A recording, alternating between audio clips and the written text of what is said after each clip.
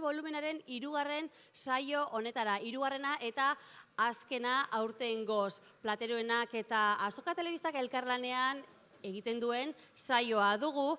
Eta hainbat makina bat musikari eta proiektu ekarri ditugu 3 egunetan, gaur ere halaxe izango da. Eta gainera, gaurkoan, hasiera emango diogu saioari, Azoka agurtuko duen musikariarekin, Maider Zabalegi. Eguerdion? Egunon, eguerdion, bai. Bigarren lanarekin zatoz, bidean lanarekin, oso modu intimoan oraingoan ere, Maider. Bai, egia da oso lan pertsonala dela. Lan pertsonala esango nuke gehien bat, azkenin, oso gai intimoak dialako, oso goxo landutako diska izan da, bai, oso intimoa esango nukenik. Historioak ere batzuk oso gertukoak izango zaizkizu, realitatea islatzen dutena, gaur egungo Euskal Herrian gertatzen dena bereziki jaso duzu, motxiladun aurren historioa ere hortxe. Bai, ni aur motxiladuna izan naiz, txikitan orduan oso gertutik bizitu dudan gai bat izan da. Nik uste dut gai hori txikitan bizitu ezunean ja bizi guztirako markatzen dizula, ez? Beti lantzen jumer dituzula gai horiek. Azkenin, konturatzen zelako eragite izutela egoera askotan eta askotan. Orduan, bai, azkenean nik abesten diot egunerokotasunean gertatzen zaizkidan gauzai, gertatu zaizkidan gauzai, edo nork bizitzen ditugun gaiak, ez? Bakarka abiatu zenuen ibilbidea, Alaitz eta Maider moduan ezagutu zintugun, bata bestearen babesa, agertoki gainean, oraingoan baina zeure ahotsa eta gitarrarekin, Maider. Bai, egia da, berriro bakarka itzultzia pentsatu nunean, banun zalantza hoiez esanten nuen, agertoki batean nola, bapatean bakarrik, baina, gero errealitatean da oso ondo lagunduta nagola, hurbil, gorka, ditut, hortxen, orduan, babesa handia ematen diate. Orduan, bakarrik nagoagian leheno Alaitz eta Bilek, baina gaur egun taldekidiekin nago.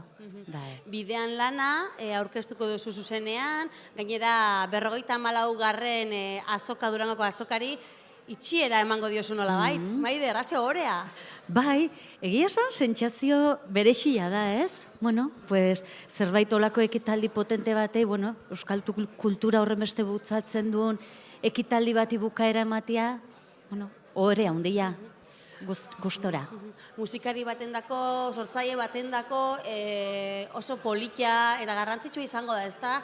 Jarraitzaileek ze hartu eman daukan zurekin hainbat eta hainbat emozio eta sentsazio elkarbanatzeko? Bai, nik uste dut azkenean, Durangoko azoka hori da, ez? Azkenin musika edo kultura sortzen dugun ontzat, erakusleio oso garrantzitsua. Eta bai, gauza asko konpartitzen dira hemen jendearekin tortzen zaizu bat, ni gogoratzen naiz ez dakizerta, bakizerta, nolapat gerturatu iten gaitu jendeari. Kontzertuek duten xarma hori ere, bateratu leike. Zure esaldi bat ekarri nahi dut, izan benetan esaldi politia da, diozu, bizitza bidaia badela, Maider, inoiz ez dakigu noiz hasita, noiz bukatuko den, zure diskoa ere halaxe deskribatu duzu. Bai, nik uste dut azkenean, zerbait sortzen zabiltzanean, lehen Alaitz eta Maiderrekin gertatu zen moduan, ez? Hornen bilen, mundu hortan, eta bapatin beharroi sentitu nun usteko. Gero zerk bultzatzen dizu berriro hastea? Hasi naiz berriro bidai horri, ekin diot, eta da bizitza bera bezala. Hasten dugu, baina ez dakigu noiz bukatzen da, orduan, nik uste bizitza honetan hoi dela gauza bat ikasi dudana, ez bidai hortan gauden bitartean berdin du zemotatako bidaia den, bizitzia momentu bakotxa disfrutatzea, hemen nago, momentu hau bizitu, eta gero gerokoak. Maider Zabalegi, mila esker, sorte hon, geroko kontzertuan. Mila esker zuei. Eta jarraian, zeure bideoklipa ikusiko dugu, beraz, gozatu Maider Zabalegiren doinuekin.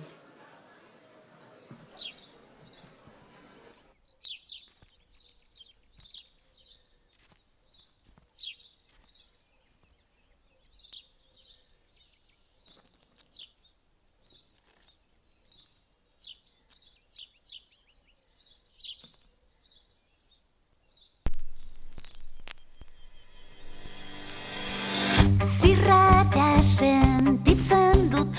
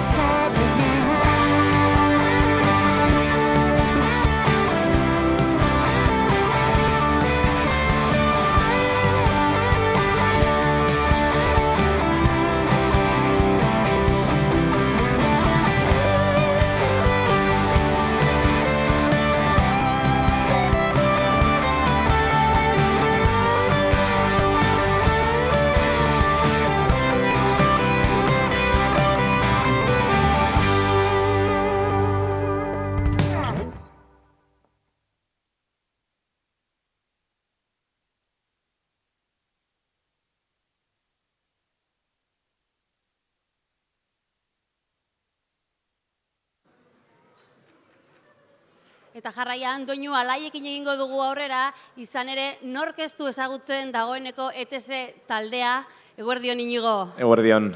Bueno, zer moduz daukazu eskubuturra? Izan ere, 3 egun hauetan, 4 egun hauetan, ez zaretek geratu sinadurak eta zeuen jarraitzeiekin elkarbanatzen zuen sentimenduak.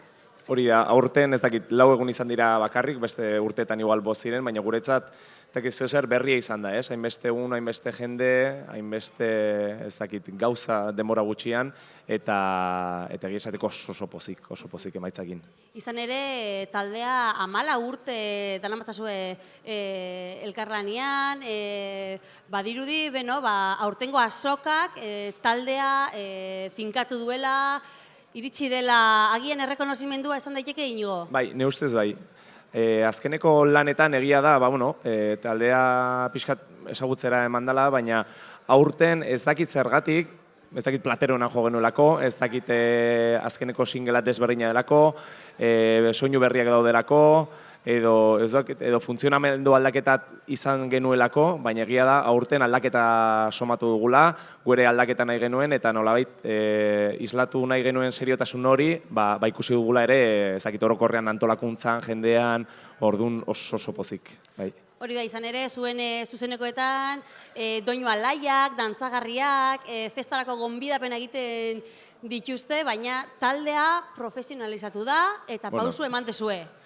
Bai, hori musika alaia egiten dugu, baina egia da, geneukala gogoak zehozer, kaliadezko, ez dakit teknikoki pixka kaliadezko saltu bat ematen edo profesionalizatzen, eta nolabait, hori zehozer serioa ateratzen, ez?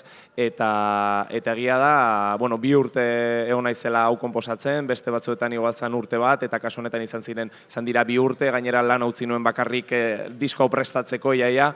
Orduan, ez dakit, niretzat oso garrantzitsua da, ikustea izan dugun harrera, eta azkeneko 2 urteak pena merezi izan dutela, ez? Hori da, 2 urte mimo handiz egindako lan honi eskainiak, askotariko doinuak, pop, rock, baina ska, eta rumba doinuren bat ere entzun dugu. Bai, aurreko diskoetan, abesti guztiak eramaten genituela, nolabait eskarrok plan horretara, ez? Eta aurreko lana, izan zela zuzeneko bat, ametxetan proiektua, dokumentala zuzeneko bat, eta hor, jazaldegunen nolabait ziklo bat itxik nahi genuela, ez? Eta orduan disko berrian, ausartu gara, erritmo berria jotzera, gauza berria forgatzera, ez dakit soinu modernoak sartzen, elektronika puntu bat sartzen, ordune, hori desberdina, lana da desberdina. Eta orokorrean Inigo, eskarmentu du musikaria zarete, badamatzozue urte desente musikaren arloan lanean, nola sumatzen duzu euskal panorama hau, ez? Izan be, badirudi elektronia ere iritsi dela, euskaldune gustatzen zaigula? Bai, elektronika ere, oin dela urte asko etorri zanez, eta adibidez hemendikat taldeaekin, eta heldu zen, baina egia da Euskal Herrian, beste bide bat, ez? Beste bide batean geuden, edo beste eremu batean. Eta azkeneko urtetan, ez dakite talde batzuk utzi dute, talde nahikotxo utzi dute, talde berriak heldu dira, eta hori aldaketa somatzen dela, eta elektronika uste dut heldu dela azkenean, batzuk pixkanaka sartzen ari gara, beste batzuk adibidez zetak proiektuan derrepente, ez dakite, nahiko apostu serioa da elektronikaren munduan, baina azkenean ne ustez heldu dela, eta azkenean guztiok prest egon behar gara, ez, aldaketetarako, ez? Aurtengo edizioan ere, Nafarroan sortzaile ederrak zaudete, borbor dago, uholdea dator, nola bizi duzue panorama hori? Etorriko zaiguna, ez dakit,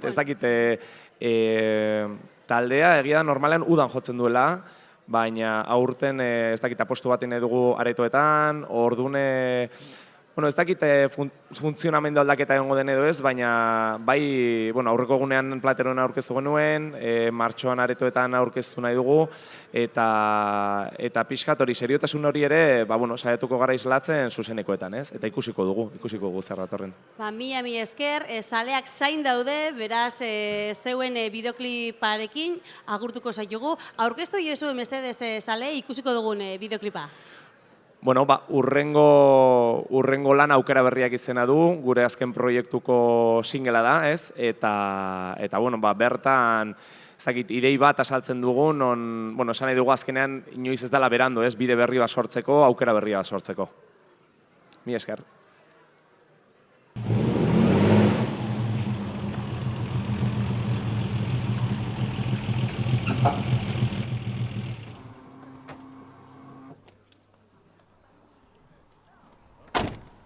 Beteta. Eta kontuz autoarekin.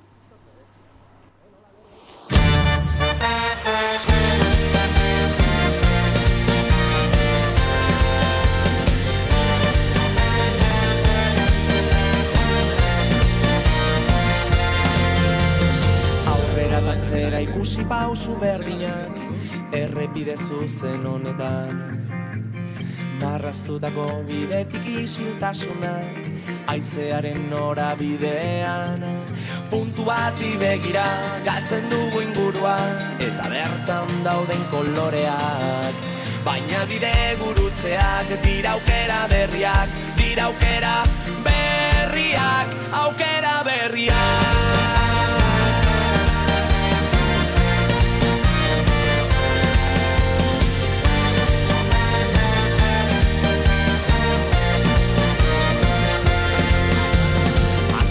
Bateak asaltzen hasten dira, euren biagoa zenean. Ausardiaren egoak astindu zegan, haizeak lastantzen nau orain. Aldetara begira, sentitu zingurua, eta bertan dauden koloreak. Nire bide gurutzeak, dira aukera berriak, dira aukera berriak, aukera berriak.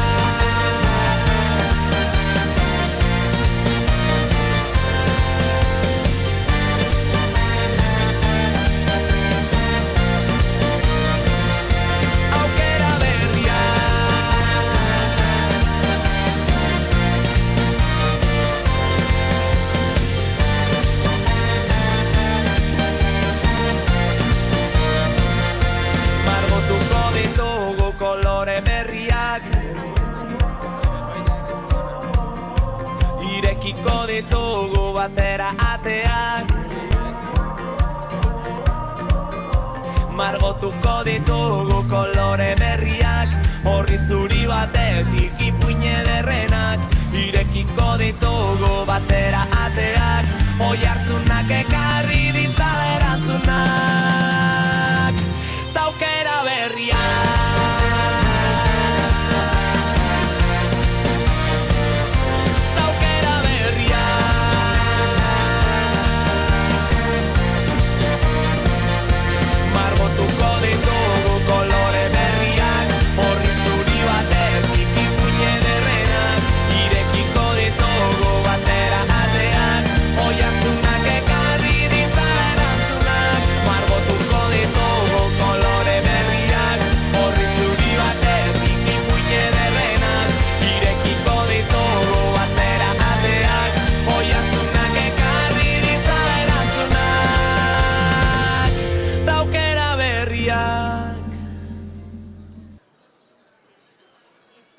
Doinuak dotorezia handiz lantzen dituen taldere gehiengo dugu aurrera, izan ere Sharon Stoner talde oñatierrak disko berria kaleratu du.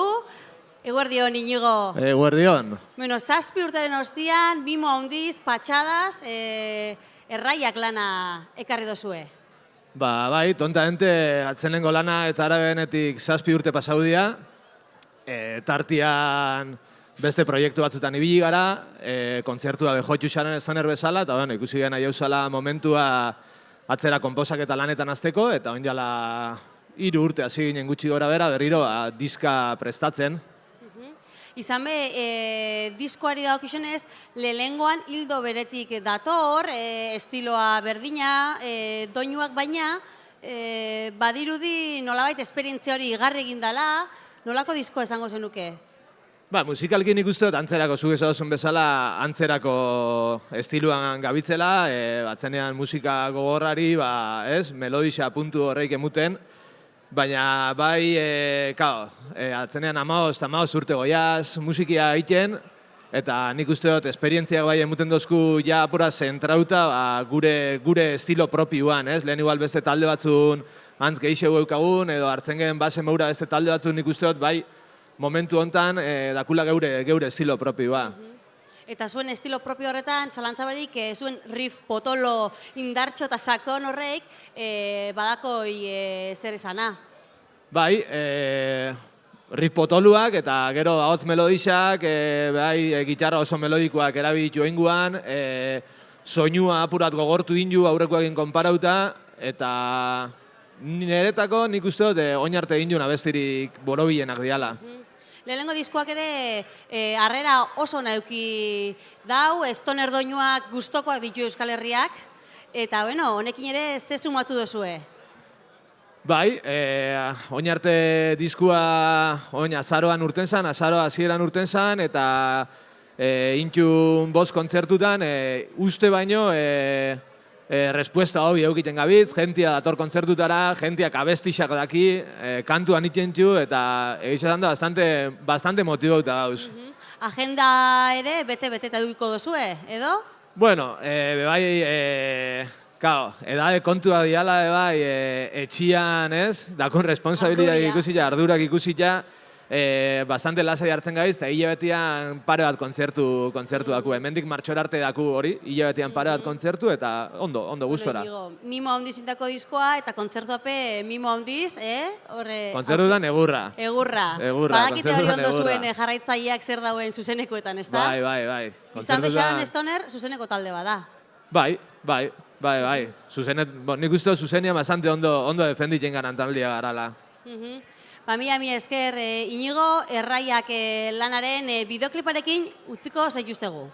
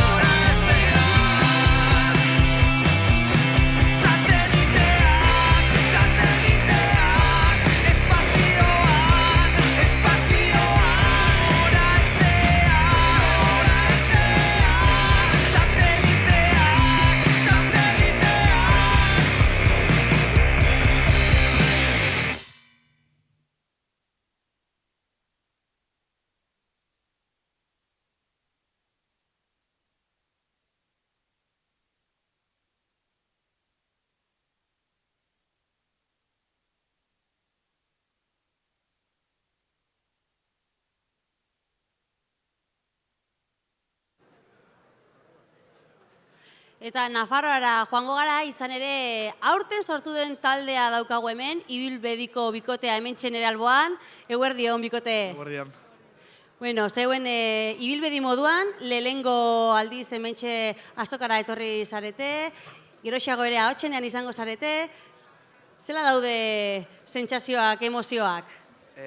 Bueno, ez dakit, pixkat bitxia da, ez, talde bezala etortzea azokara.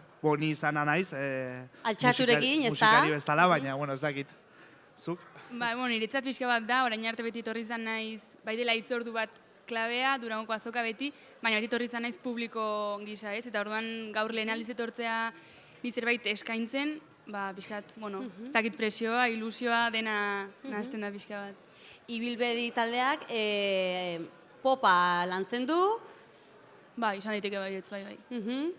baina altxatutik zatoz, badaukazio zer altxatu taldearena?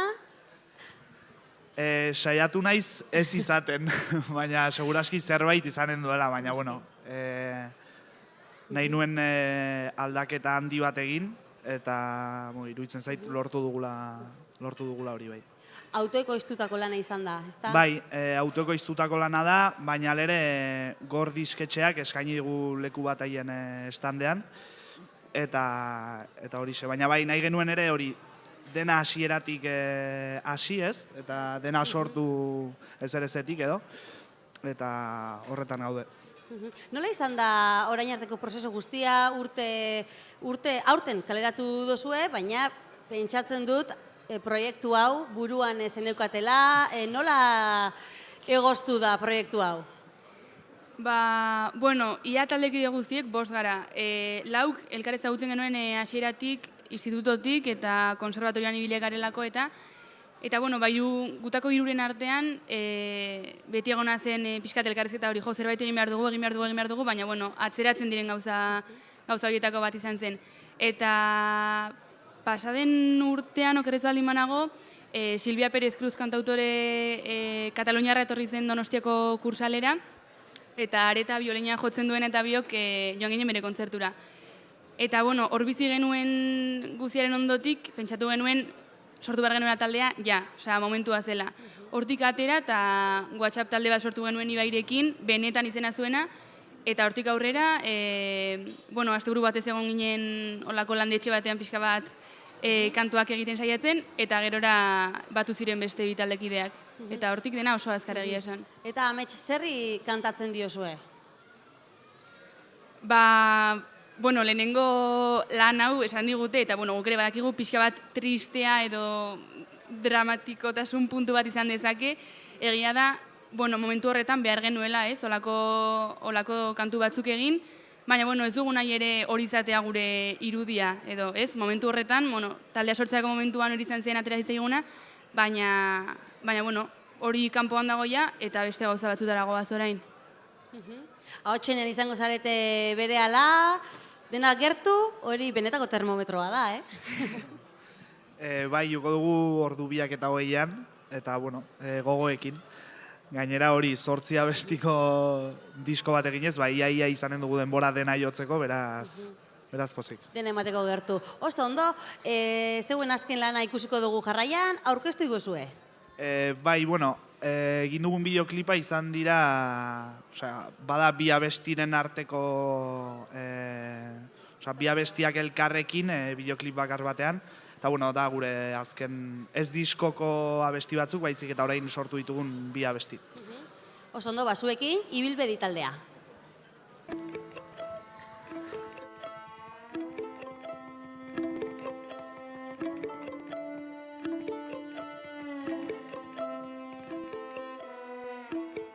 Zergatik zaude horren urruti,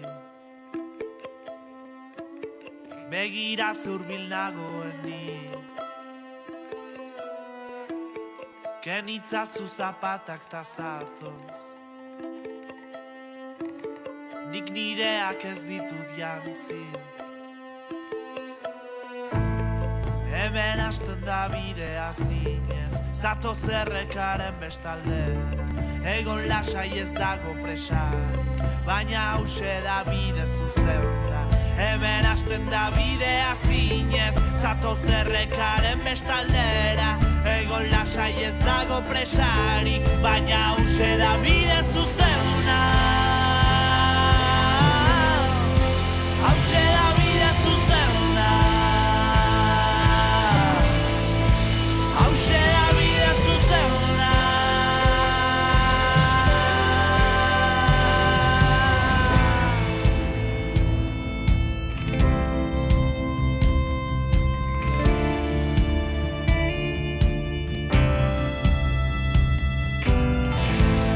Kontuz ez zapaldu harri hori, kasu etzazu ikutu gura, ezin duzu eskurik gabe egin, eta burua aurrera begira. Hemen hasten da bidea zinez, datoz errekaren bestaldera, egon lasai ez dago presarik. Hemen hasten da bidea zinez, datoz errekaren bestaldera, egon lasai ez dago presarik, baina hause da bide zuzena. Hause da bide zuzena. Hause da bide zuzena.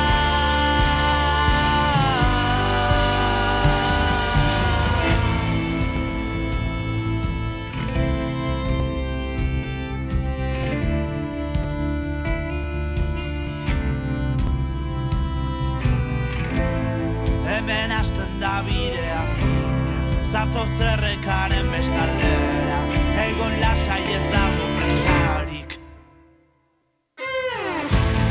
Hemen hasten da bidea zinez, zatoz errekaren bestaldera, egon lasai ez dago presarik, baina hause da bide zuzena. Hause da bide zuzena. Hause da bide zuzena.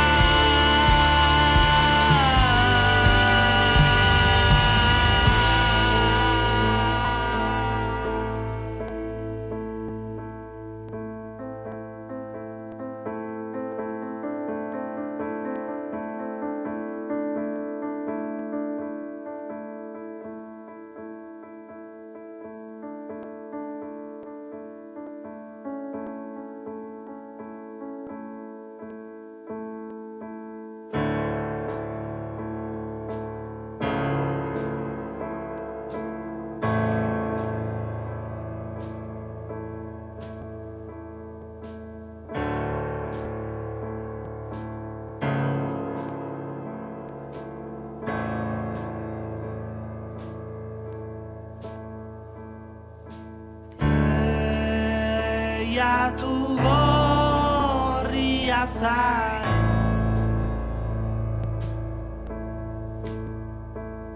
baina ez da edo bai.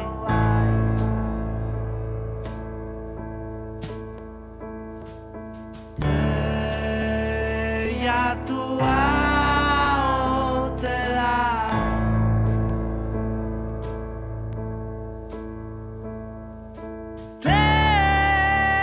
teiatua ote da. Machi, ¿de qué color es el tejado? ¿De qué color es el tejado? ¿De qué color? Es el tejado. ¿De esta casa?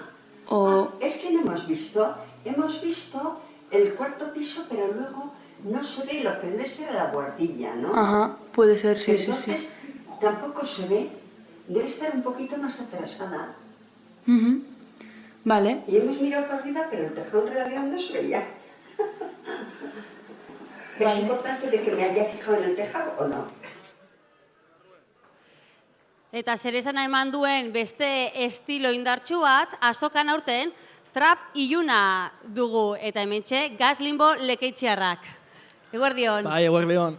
Bueno, trap iluna, gordina, letrak benetan indartsuak. Bai, letrak Lekeitziarra zidatzitxaganak, Da ilunak, lagun gitxiko letrak. Baina trapak badauka jarraitzaileen babesa, talde fidela, zale fidelak dituen estilo bada. Bai, uste du gero eta gehiago entzuten dela, ez? Talde asko agertzen dagoz, bakoitzak beren estiloko trapen barruan beha.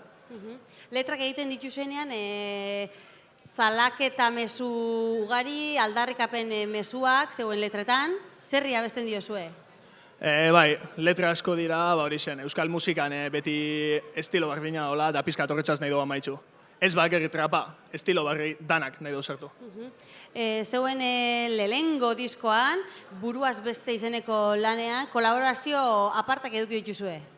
Bai, euki dauz grupuzkin sekuak, eta gero Mikel Meabe izeneko txalapartari bat, eta bertsolari bat, Aitzol Gai eta baitea izenekoa.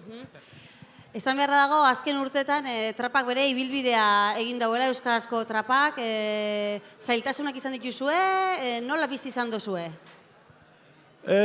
Bai, hasiera baten, eskegu metal talde batetik gatoz. Orduan hori trantzizioa askontzako raru izan da. Lagunak eta entzute ben, bendido, bendido berbea jaurten etxan zehezan. Baina zeuen estiloak trap ilun horretan metal ukituak ere antzematen dira. Bai. Gu azkan baten metal salia gara trapa etxen dauna. Orduan ikustot igerritzen dela influentzia. YouTubeen eta plataforma digitaletan zintzilikatuta dagoeneko? Bai, dago YouTubeen, Spotify, Apple Music, Amazon, horretan danetan. Ibai, eta zeuk diseinua egin diezu, bideoklipaz ere arduratu zara, diseinu oso bitxia dauka diskoak, azaldu iguzu ze esku agertzen da nor? Bai, ez, gu beti izan gara, metalian gehien lantzen diseinua dira, diseinu komplikatuak, detaile handidunak eta holan, baina konstiente gara gaur eguneko publikura iristeko, gaur egun kontu minimalistak iruten dira, bai kamisetetan, bai zedietan eta holan, orduan pentsatu genuen, gauza minimalista bat deitzia, kutre ez deitzu, eta egokitzen irudituzakun, Mano de Fatima bat hartzia, baina pizkak geure erara moldatzia. Iruditza ikusten darenak, argi ikusten dau, mezu zuzen badaukela Mano de Fatima horreik. Eta geure musika irunen kontrastian, rosa fosforito bat. Bikain, zalei aurkezteko diegu jarraian orduan zer ikusiko dugun? Bueno, hone ikusiko zuen bideoklipa da. Suicide Boys abestizen bideoa, Ibai Zabalaken da, eta kolaborategu grupuzkin sekuaken. Ia gustatzen baitzu? Hori.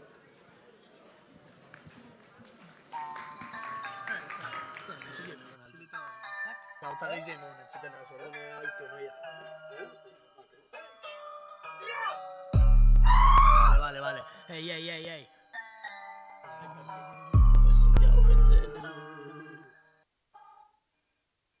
Liburu denda baten sartu gara da, disgusto mandua eruo hainbeste porker ikusi, ezin aguanta da bendeta eskakeitan trompetakadak, mineitzen dabe belarriz atala grabesterik ez dabe etxe.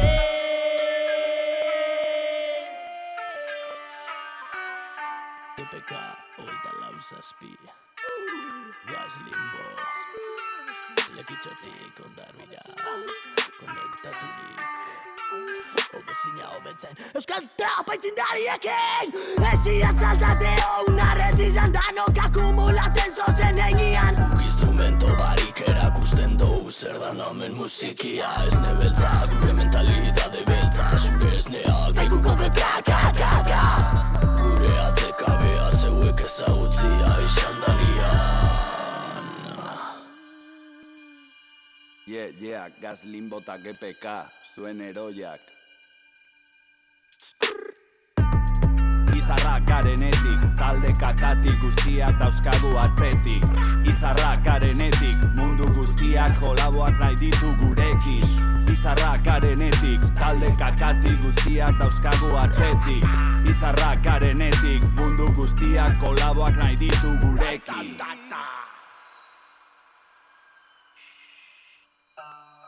Izarrak lanean Gas Limbo eta GPK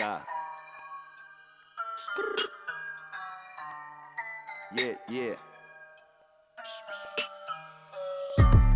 Hemen gaude gu, GPK eta beti zu.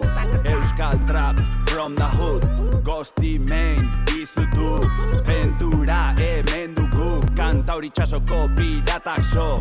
Gaz limbo, dirua bingo, gorpuzkins, betikins, lan bota limo. Izarrak garenetik, talde kakatik guztiak dauzkagu atzetik. Izarrak garenetik, mundu guztiak kolaboak nahi ditu gurekin. Izarrak garenetik, talde kakatik guztiak dauzkagu atzetik. Izarrak garenetik, mundu guztiak kolaboak nahi ditu gurekin.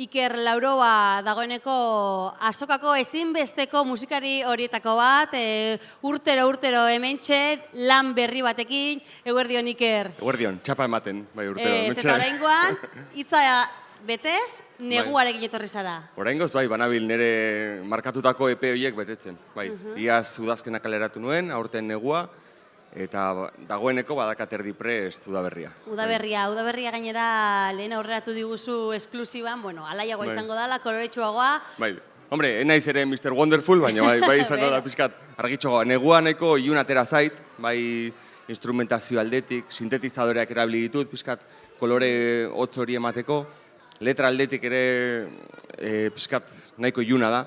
Eta udaberrian saiatzen ari naiz pixkat iluntasun horretatik ateratzen eta pixkat argi pixkat ikusten.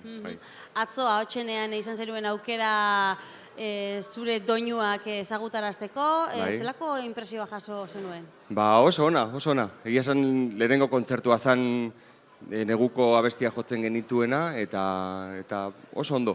Jende desientu gerturatu zen. Hiruretan jotzen genuen, eta pixkat zalantza genuen jendea etorrikote zen, ze bazkaltzeko ordu, eta bakizu, baina beteta zegoen, eta gubentzat oso pozik gelditu ginen. Oker ez baldin banago, Donostian emanaldi oso berezi bat daukazu? Donostian, otsailean, bai horia. Disko orkestuko dugu doka aretoan, bai, otsailaren 8an, oker ez baniz, bai. Oso, ondo, hortxe orduan hitzordua. Baina negua diskora hueltatuta, zuzenikoetan, emakumezko 3 ahots besteak beste lagun dituzu? Bai hori da, Olaien Ziarte, Leire Letu eta Urbil Artola etortzen dira nirekin talde moduan. Eta orain pentsatzen gabiltza gauza da, karo, gero ez da instrumento gehiago sartu taldean, gero ez da beste batzuk faltan botatzen dituzu, ez? Gaur egun gabiltzaneko folk instrumentoak erabiltzen, lap steel, gitarra, piano ere bai, bajo baten falta sumatzen genuen askotan, eta Maria Soriazu batu zaigu taldera, eta orain 5 izango gara, eta ja dagoeneko banail pentsatzen perkusio ez falta zaigula, eta 6. bat agien beharko genukela, baina bueno, pixkanaka egiteko bide bada. Iker Lauroa bakarlaria beraz, ez? Burua baina... Bai, nik izena ematen diot, baina nik beti esaten du nerekin, nire taldeagatik ez balitz, nintzakela hemen egongo. Aber ez nagoela ere inun, ez? Baina behintzat asko laguntzen nautela ibilbide honetan, bai. Urtaro bakoitzari bere tokia egingo diozu, ondo bidean, uda ere etorko da. Bai, eta hori izango da niretzako igual erronkarik handiena, zeren oraindik ez dakat oso argi nola bideratu, nola hasi pentsatuta dakat ere udanetan Kuban egon nintzen eta dagoeneko egon nintzen apunte batzuk hartzen Kubako musikaren inguruan zer egiteko. Saietuko naiz ere, bosanovak erabiltzen, olako ritmo bero batzuk erabiliz, pixkat udari kolore hori ematea. Horrek agian baina beste instrumentu bat zarraraziko... Beste 7. bat. Bueno, polita edarra izango litzake. Bai, pixkanaka big band bat osatu bezakegu eta bai. Baina zalantzari gabe, Iker, zurea modu intimoan, zeu eta zeure gitarra. Bai, hola sortzen dira besti gehienak, bai. Eta zorionez, orantxe bertan, zeu entzuteko aukera, zeure doinuekin gozatzeko aukera edukiko dugu, beraz, guztiontzako opari jarraian Iker Lauroa bere gitarrarekin.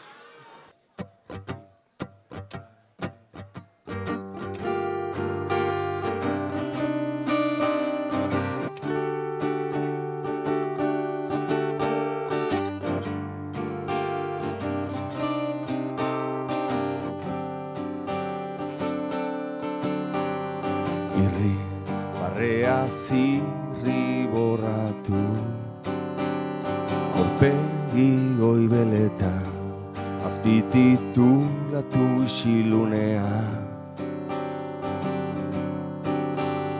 Aste arte bat besterik ez naiz, zure egutegia, desengainuaren mendea. Irabazleek idazten dute historia, baina galtzaileok abesten du. Galtzaileok.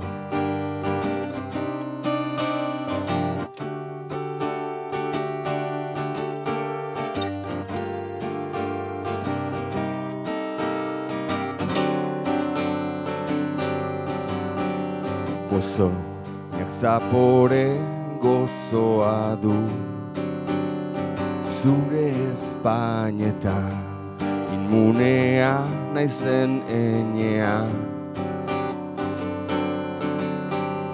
Nire memoria selektiboak beti aukeratzen zaituzu, krudel eta samur. Irabazleek idazten dute historia, baina galtzaileok abesten du.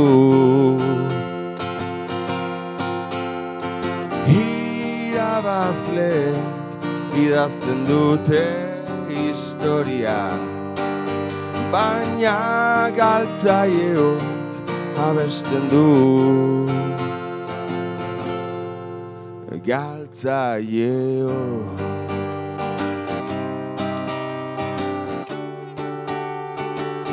Galtzaileok.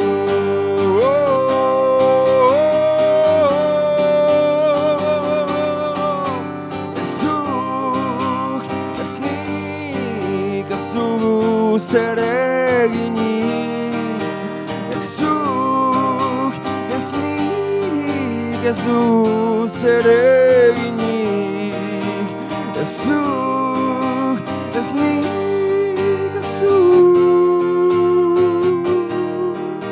Ezuk, ez nik.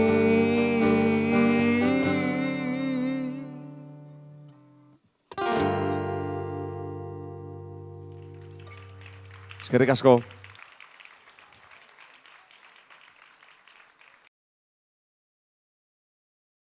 Amaierara iristear gaude, baina azelako amaiera edukiko dugun. Geratu zaitezte, izan ere, taula gainean sekulako festa antolatu dugu. Hementxe alboan ditut, Korrontzi taldeko Agus Barandiaran eta DJ Makala elkarlanean azelako diskoa euskal musikagintza tradizionala irauli duzue, zuen ukitu benetan ausarta eta ederra ipinita, eguerdion. Bueno, kaixo eguerdion, ze moduz, apa Durango. Bueno, bai, ondo esan duzun bezala, Korrontziren trikitixa doinuak oraingo honetan uztartu ditugu Makalaren elektronika horrekin. Eta Durango azoka honetan, disko berria dakarkigu, Topaka deitu diogu gure proiektu honi, eta benetan gustoraz jendea, genukan beldur pixka bat, tradizioaren inguruan eta jorratutako produktu bat denez, musika denez, akaso jendeak ez lukeen hartuko ondo edo alako kontuak, baina guztiz kontrakoa, jendea galdetzen ari da, jendea nahi du jakine Topakari buruz, eta benetan gustora, eta hemen ondoan dudan elkar lagun honekin, oso gustora benetan. Izan ere, elektronen urtea dela esan daiteke aurten azoka, edo...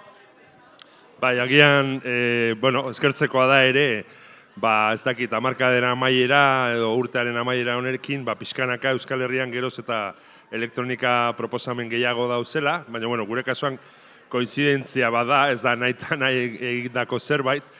Eta benetan oso pozik Topaka orkestea hemen, Aguserekin. Aspaldidanik geneukan biok sokatira bat, zehingo dugu zerbait elkarrekin, 4-5 urte egin niola remix bat, Korrontziren kantu bat duena, eta azkenean, hemen gaude diskoarekin, Topakaren diskoarekin.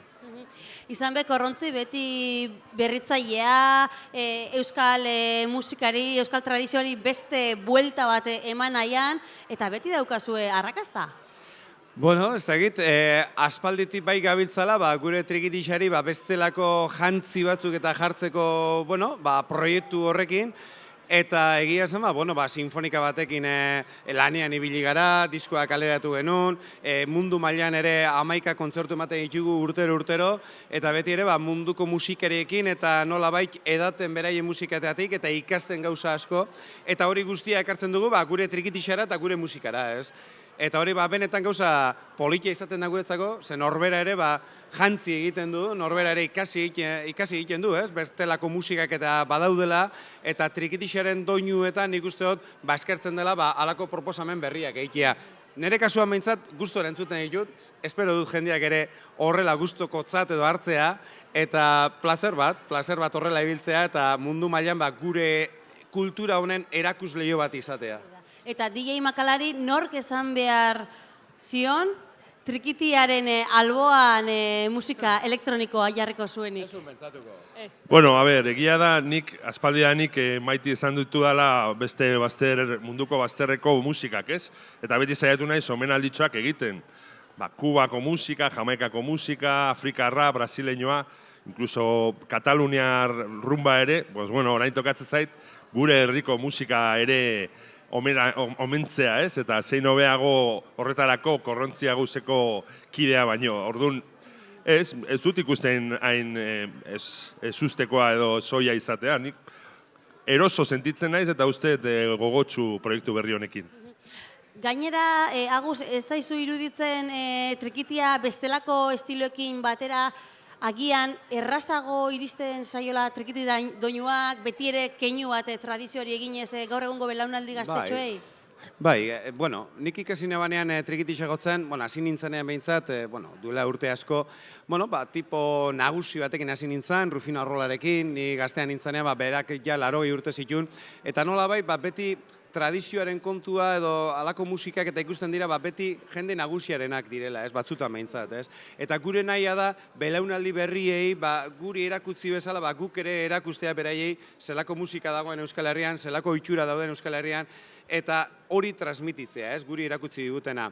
Eta askotan ez da izaten erreza, askotan, mobiletan eta Facebook eta halako kontuetan eta sareetan akaso euskal tradizioa ez da modakoena, ez? Eta gazteentzat igual ez daukate, bai eskuragai, baina igual horren jakin-mina ez aie pizten, ez? Eta hori da gure nahia, nolabait, gure tradizioa janztea beraiei heltzeko eta gauza berriak erakusteko, ea nolabait, beraiek sartzen diran, eta Korrontziren kantu baten bitartez, Maurizia bat ezagutzen badute, eta gero Mauriziaren kantua jartzen badute Spotify eta halako plataforma batean, zerbait egin dugu, ez? Jakin-min hori piztu dugu, eta lan hori egiten ibiltzen gara. Ez da erreza izaten, ze azkenean beste Emporio eta Rosalia eta halakoen kontra ibiltzen gara nolabait kako txartean esanen, eta gure kultura hau erakustea eta erakargarri egitea belaunaldi berrioi, hori da gure lana.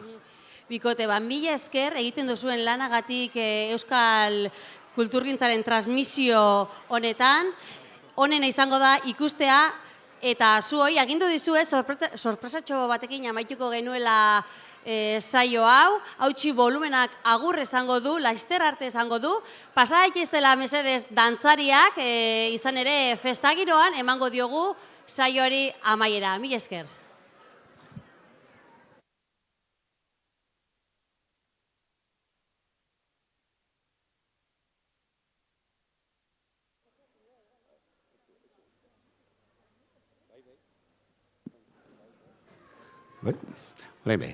Bueno, eta esan berra dago, ondo entzun duzuen bezala, topaka dela, Agus eta Makalaren arteko halako elkarlan bat, eta gaurkoan, dena hemen montatzea nahiko komplikatua zenez, orduan ornituko dugu gure trikitixa doinu hau, dantzariekin, eta txalo bat, beraien zan mesedez, merezi dutelakota. Venga, apa zuek!